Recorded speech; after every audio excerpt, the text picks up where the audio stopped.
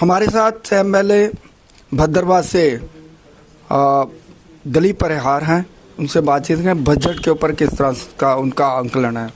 परिहार साहब, बजट आया है और इसके ऊपर बाकायदा भाषण भी हुआ विपक्षी और सत्ता पक्ष के लोगों का। ओवरऑल आप इस बजट को किस तरह से देखते हैं? पहले तो ज्ञानी जी मैं आपका शुक्रिया अदा करता हूँ।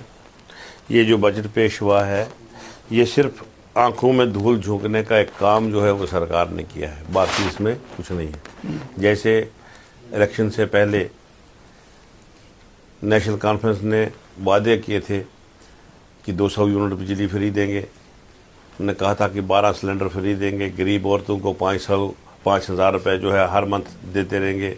इसके अलावा 1 लाख लोगों को रोज़गार देंगे, 10 किलो राशन जो है वो फ्री देंगे। बहुत सारे वादे जो है वो किए थे, एक लाइन है वो वादों की, लेकिन अभी तक 15 महीने हो गए, एक वादा भी पूरा नहीं हुआ है। इनने कहा था कि डेलीवेजरों को पक्का किया जाएगा। पिछली बार जब हमने कहा कि टाइम बताओ तो उन्होंने पिछली बार कहा, एक कमेटी बैठाई थी और कमेटी को कहा था कि 3 महीने के अंदर उन्होंने जो है वो इसकी रिपोर्ट देनी थी, लेकिन 3 महीने के बदले 15 महीने हो गए और अभी तक वो रिपोर्ट जो है वो पेश नहीं हुई है। और आज बजट में कहा है कि थोड़े थोड़े करके हम इनको परमानेंट करेंगे। अब जबकि इनके ही दौर में इनको लगाया गया है, ये 90 से 92 से 94 से 96 से बच्चे जो हैं लगे हुए हैं। अब कुछ लोग 5-10 हज़ार तो वो रिटायर भी हो गए। और इतने इनको पहले क्या इन्होंने किया था, इन्होंने HR पे सिगरेट की डब्बी पे जहाँ मिले लोगों को खुश करना था, HR पे लगाए थे। 500 रुपये इनको बैसाखी के दिन मिलता था और 500 रुपये इनको ईद के दिन मिलता था। कभी मिलता था, कभी मिलता ही नहीं था। लेकिन जब हमारी सरकार आई, PDP और भारतीय जनता पार्टी की सरकार आई, तो 60,000 का आंकड़ा जो था, हमने सब ने कहा, मुफ्ती साहब तब थे, हमने कहा जी इनको सब परमानेंट किया जाना चाहिए। तब उन्होंने एक रिपोर्ट थी, पहले ही सरकारी रिपोर्ट थी 66,000 वाली, तो उन्होंने कहा जी अच्छा ये 66,000 है, इनको हम परमानेंट कर लेते हैं। जब एक रिपोर्ट सबसे मंगाई, हर महकमे से रिपोर्ट मांगी, तो वो रिपोर्ट आई 1,05,000 और NC और कांग्रेस वालों ने शोर कर दिया कि जी 60,000 थे, आपने जो बनाए 1,05,000 बना दिए, इसका मतलब आपने रातों रात आपने लोग एडजस्ट किए हैं, इनकी इंक्वायरी खड़ी हो जानी चाहिए। और उन्होंने इंक्वायरी खड़ी करवा दी। जैसे इंक्वायरी खड़ी की, उसमें टाइम लगा आने में, तब तक हमारी सरकार चली गई। लेकिन तब तक इतना काम कर लिया था हमारी सरकार ने कि इनको 500 के बदले इनको 9-9.5 पर मंथ जो है वो पैसा मिलता रहा, डेलीवेजर बना दिए। इस तरीके का काम हमने किया था। ये जो नंबरदार चौकीदार थे, इनको 200 रुपये मिलता था, 1,500 रुपये नंबरदार को दिया, 1,500 चौकीदार को भी दिया था। इस तरीके से बहुत सारी स्कीमों में अच्छे काम चले थे, लेकिन सरकार टूट गई, जिसके बाद आज इनकी सरकार आई तो सिर्फ झूठे वादे कर रहे हैं, बाकी कुछ नहीं। परिहार साहब, उन्होंने बहुत सारा गिनवाया है। उन्होंने कहा कि हमने दरबार जो मुंह बंद किया था हमने बहाल किया, लोग जो है वो अब लोग जो है खरीदारी करेंगे, व्यापारी तबका जो है वो खुश है। इसी तरह से फ्री बस सर्विस महिलाओं के लिए थी, इस बार दिव्यांगों के लिए जो हैंडीकैप उनके लिए भी खोली है। और गरीब बच्चों को जो है शिक्षा में उन्होंने कुछ बेहतरी लाई है, उनको फ्री एजुकेशन दी है। क्या कहेंगे? गरीब बच्चों को क्या, वो तो हमें नहीं नजर आया कुछ। औरतों के लिए फ्री बस, वो पता है बसें कहाँ चलती हैं? अब जैसे हमारे बलेसा एरिया है, वहाँ पे ज़्यादा से ज़्यादा 3 बसें चल रही, 3 मेट्रोडोरें हैं इनकी, मतलब RTC में कहा है। बाकी गाड़ियों में नहीं, सिर्फ RTC में कहा है जाने के लिए, वो भी लोकल। गुंदों से कहीं पीछे जाएंगे उस लोकल। अभी 200 बसें और खरीद रहे हैं जब रूरल एरिया में, वो कह रहे हैं जब आएंगी तो तभी कहेंगे ना कि वादा पूरा किया। मैंने आपको कहा कि इतना बड़ा एरिया है और 3 गाड़ियाँ चलती हैं। अब बताओ 3 गाड़ियों में कितनी औरतें चलती होंगी? तो ये सारा खोखला बजट है। इन्होंने कहा था 200 यूनिट बिजली फ्री देने की। आज मुझे फ़ोन आया था, बलेसा से फ़ोन आया था कि हर घर से 1,500 रुपये, मतलब 1,050 रुपये जो है किराया बिजली का वसूल करना शुरू कर दिया है। जहाँ के 300, 250 और 350 रुपये होता था, अब 1,500 रुपये। उनका कहना है कि रूरल एरिया में भी हम जो है मीटर लगाएंगे और आंकलन करेंगे कहाँ से 200 यूनिट देनी है। हाँ, बस वही वो दिए ना, आज यूनिट लगाए। आज उनने 1,050 रुपये सीधे कर दिए। ये यूनिट हो गए, 200 यूनिट बिजली फ्री मिलेगी।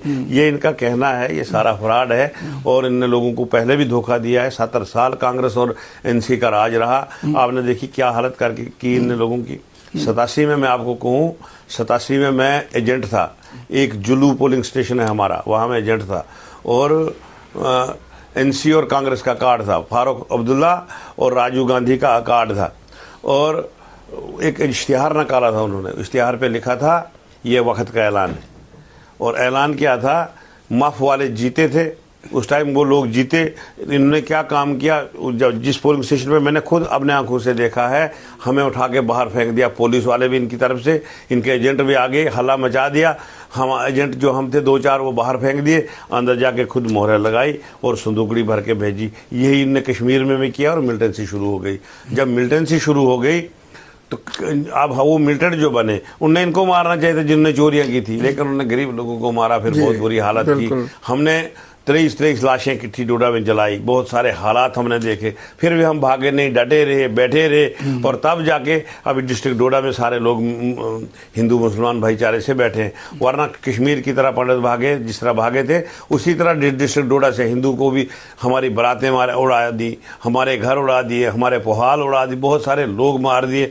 लेकिन फिर भी हम वहाँ डटे रहे, फिर मिलजुल के हमने लड़ाई लड़ी और आज भी हम डोडा में आराम से बैठे।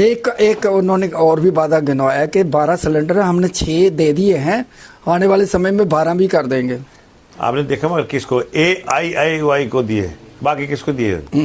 आपको पता है ये अंत्योदय है कितने? हमारे जैसे हमारे कॉन्स्टिट्यूंसी में ज़्यादा से ज़्यादा 100 लोग होंगे, अंत्योदय इतने ही लोग हैं, 100 से ज़्यादा नहीं होंगे हर एक कॉन्स्टिट्यूंसी में। तो जब इनको देना, BPL को इन्होंने माना था तो सबको देना था। तो अब आगे भी देख लो, अभी 15 राशन बढ़ा दिया, जो भी कहते हैं राशन भी बढ़ा दिया। कब बढ़ाया? मैं जब बढ़ेगा तभी मानेंगे ना। अब कहने से तो उन्होंने सारा कुछ कह दिया है। इसलिए ये बजट जो है ये खोखला है, ये फ्रॉड कहते हैं। 70 साल इनकी सरकार रही, तब ये कुछ नहीं कर पाए और आगे भी ये कुछ नहीं कर पाए। ग्रांट चल रही है अलग अलग विभागों की, कल भी थी, परसों भी ग्रांट थी। मगर उस ग्रांट को क्या करना, जब बजट में पैसा नहीं तो क्या करना है उसमें? बजट में रखा ही नहीं कुछ, तो ग्रांट को क्या करोगे? उन्होंने कहा 16% रेवेन्यू बढ़ा दिया हमने इस बार। आप पता चल जाएगा ना, मैंने आपको बताया कि पता चल जाएगा। ये जैसे ग्रांट पास हो जाएगी पता चल जाता है क्या क्या देते हैं क्या नहीं देते। प्रहार सर, लास्ट क्वेश्चन, क्या आपको लगता है कि इस साल डेली वेजर जो है वो फेस बैनर में पक्का कर सकते हैं? ये हम डेली वेजरों के साथ हैं।